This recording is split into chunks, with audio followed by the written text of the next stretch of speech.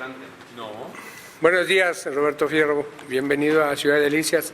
Su experiencia y el mensaje que le trae a la gente de nuestra comunidad. Hola, ¿qué tal? Muy buenos días. Pues vengo a compartir un poco de la experiencia de lo que es ser un ciudadano con cámara.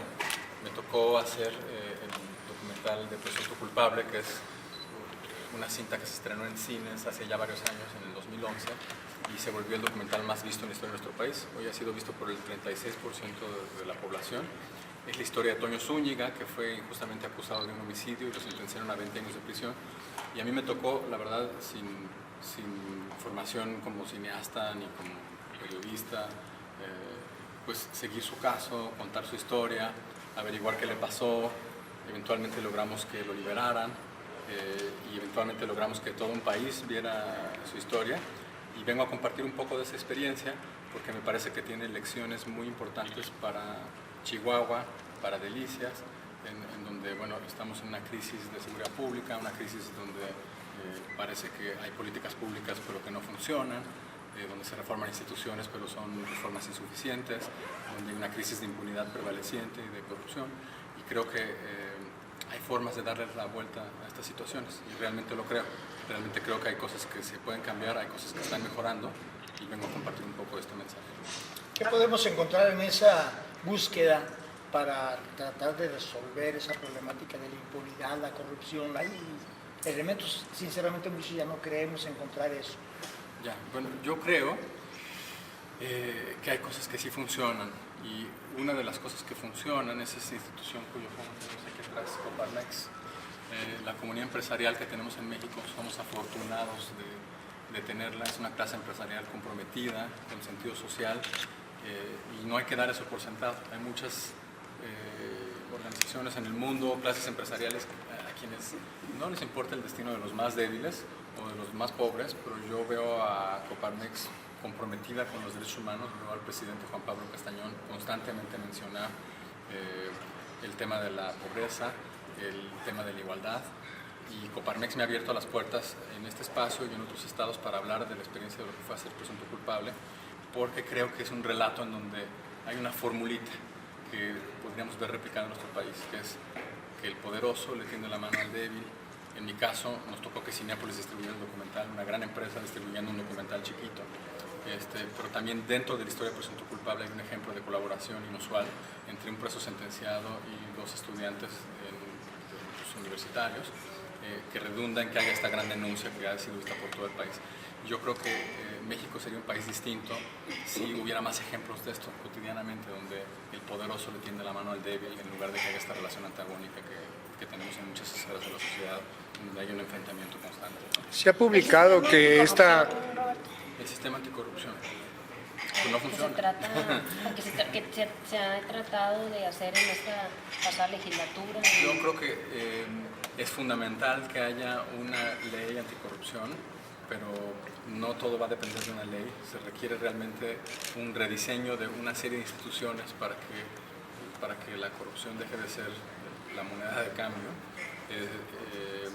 Digamos, celebro los esfuerzos, pero reconozco que son esfuerzos insuficientes, flacos, a veces son esfuerzos simplemente cosméticos.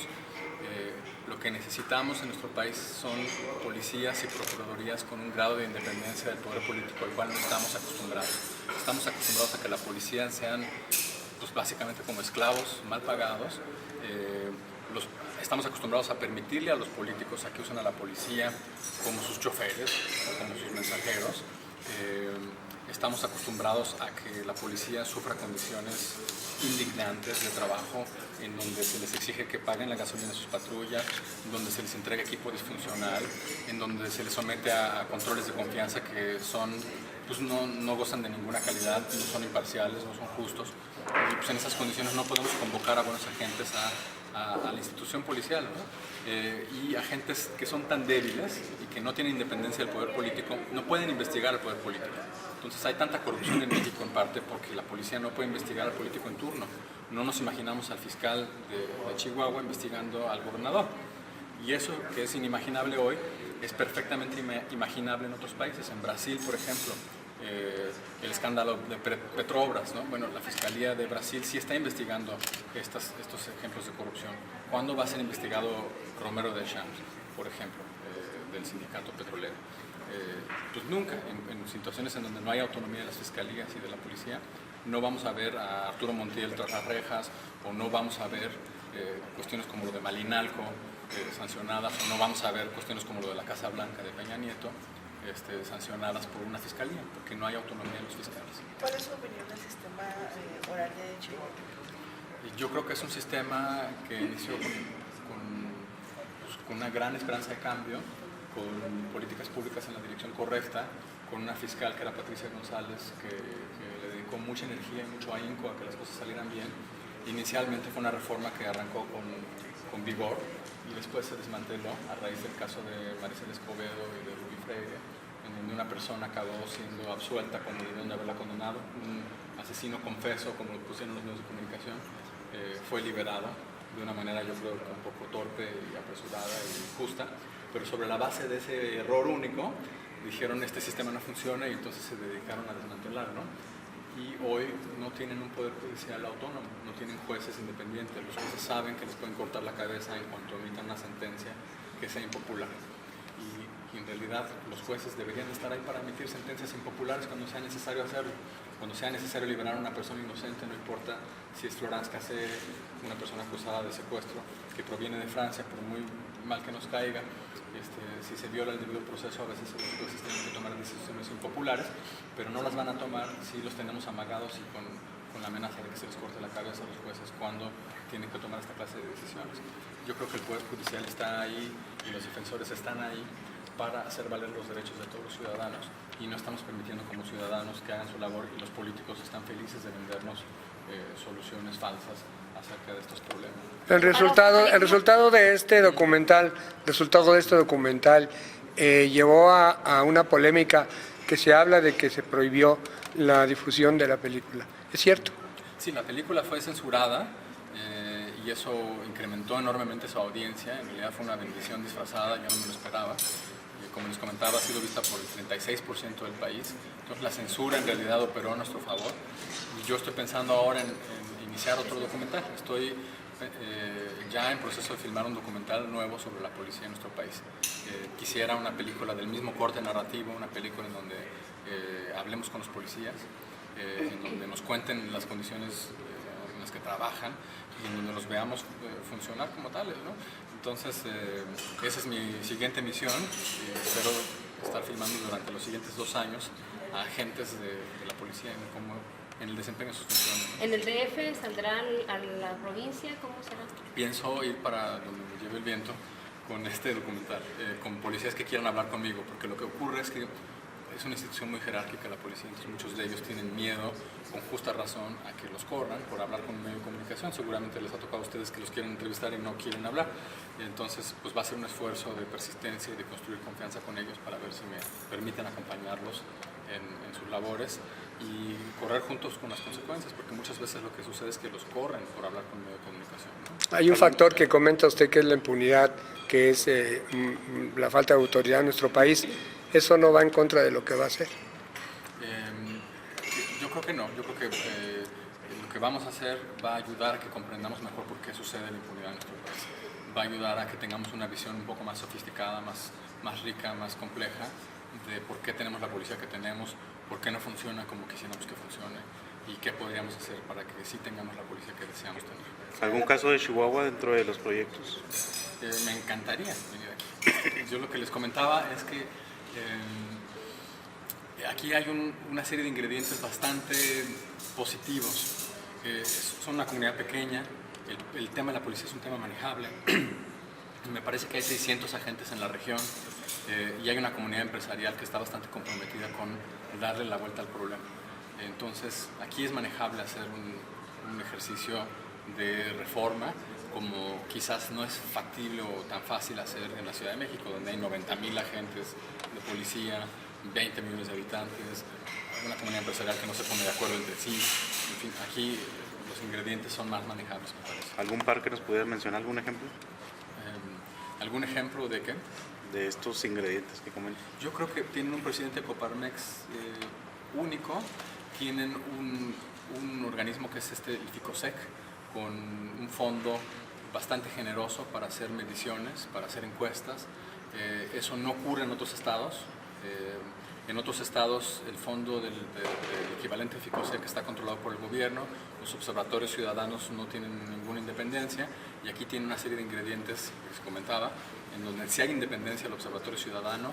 El observatorio ciudadano sí tiene recursos para hacer cosas que le interesen a la ciudadanía, y por esa razón, y gracias a ustedes además, tú te asomas 3 semanas atrás, 3 días para atrás, y ves notas en la prensa publicadas en donde el presidente de Coparmex y el presidente del Observatorio Ciudadano, que son el mismo, están haciendo comentarios críticos al gobierno diciendo que tal o cual delito subió, que hay tal o cual incidente de violencia que no se ha resuelto, y digamos ese tipo de contienda pues puede tener costos, pero ahí tienen a un presidente que lo está haciendo constantemente. Eso no se da en todas partes.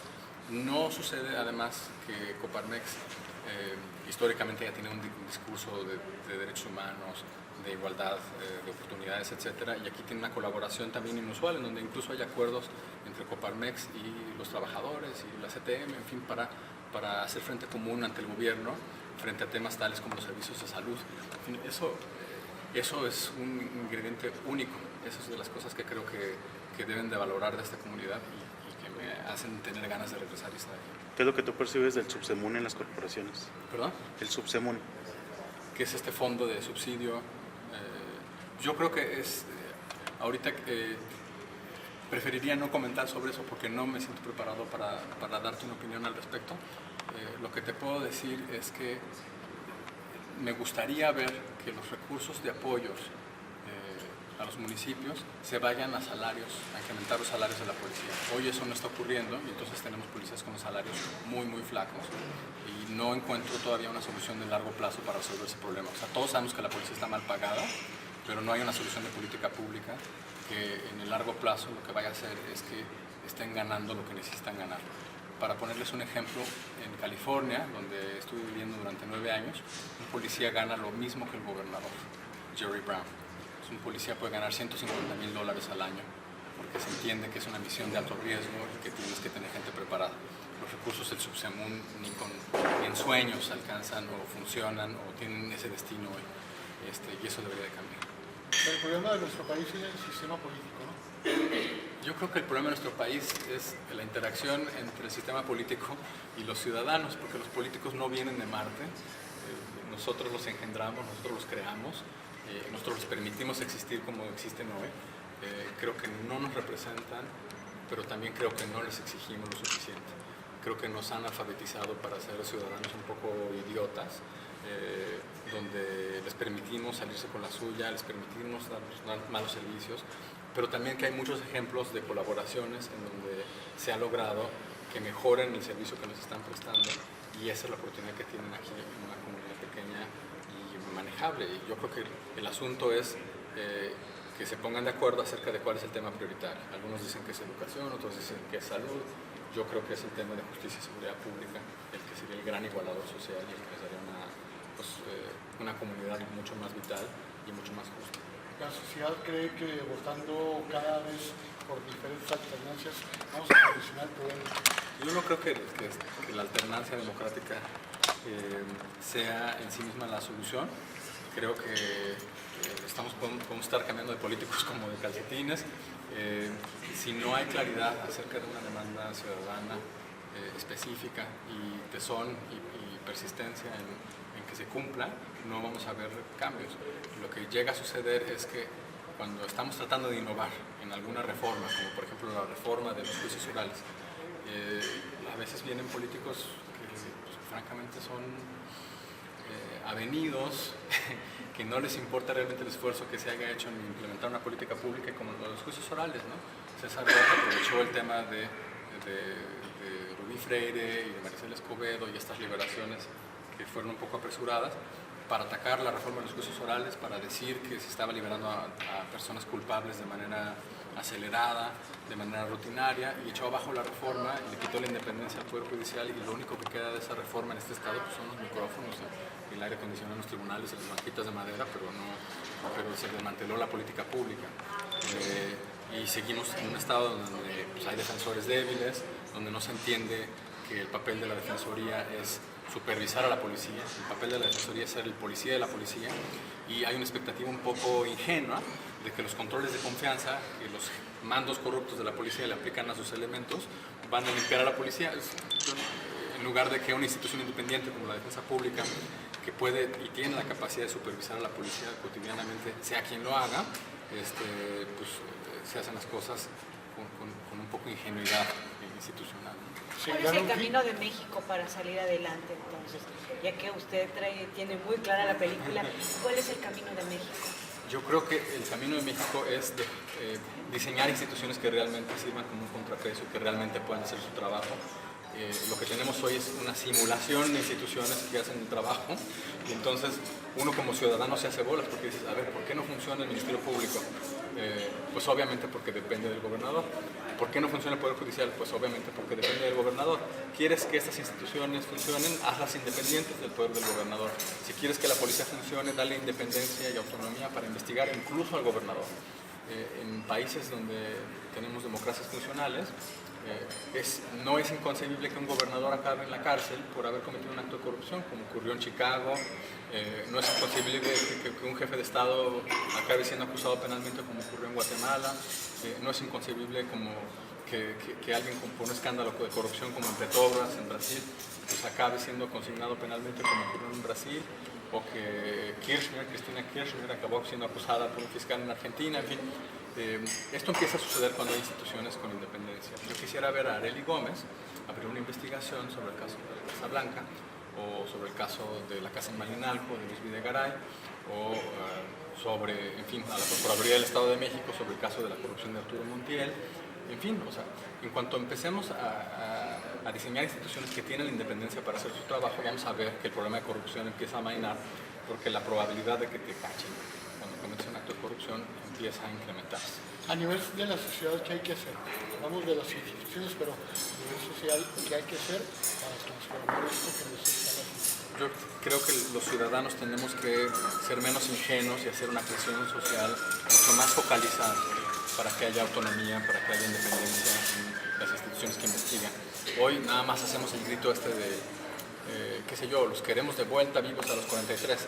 Claro que estamos indignados por lo que ocurrió de la desaparición de los estudiantes de Ayotzinapa.